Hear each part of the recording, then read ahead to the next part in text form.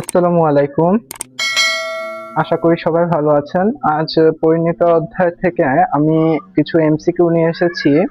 এখানে এই এমসিকিউটা ধরতে গেলে ত্রিভুজের সমবাহু দৈর্ঘ্য 8 সেন্টিমিটার হলে এর ক্ষেত্রফল কত। এখানে আমার চেয়েছে ক্ষেত্রফল এবং কি দেওয়া আছে 8 সেন্টিমিটার। একটি সমবাহু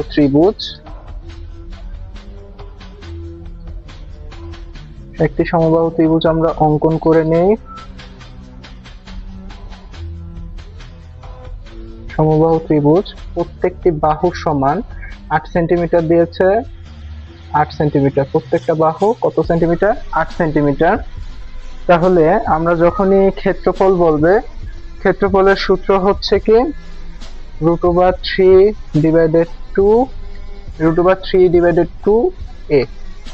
এ হচ্ছে এই যে সেন্টিমিটার, এর মান এখানে বসা দিলে আমরা এটা পেয়ে যাব। তো আমরা বসিয়ে পাই 2 গুণন, এখানে প্রত্যেকটা বাহু সেম হওয়ার কারণে আমরা একটা নেব 8 সেন্টিমিটার। তাহলে এটা দিয়ে এটা কাটলে কত থাকে?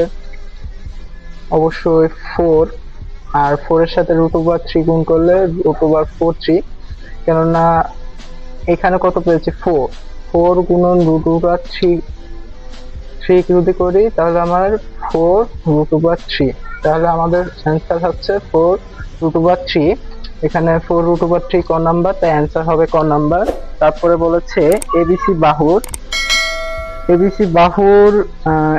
বাহু ত্রিভুজে এডি 2 সেন্টিমিটার হলে এডি এর দৈর্ঘ্য কত সেন্টিমিটার।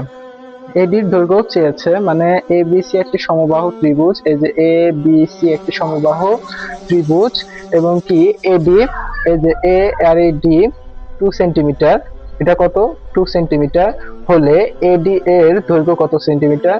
এটা যদি 2 হয় এটাও 2, তাহলে এটা দুইটা সমষ্টি মিলে কত পাচ্ছি 4, তাহলে এটাও 4 হবে এটাও 4 হবে। তো আমরা কত পাচ্ছি 4 সেন্টিমিটার।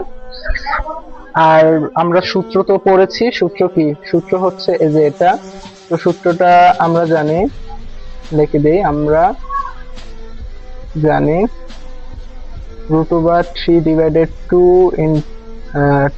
into a, √3 into, এখানে এর মান আমরা পেয়েছি 4, তাই 4 বসা দিলে এখান থেকে কাটলে 2, আর রুটের 2 গুণন √3 যদি করি 2√3 হয়, তাহলে 2 রয়েছে 2√3। এটা কোথায় আছে? যে ঘ নাম্বার অ্যান্সার।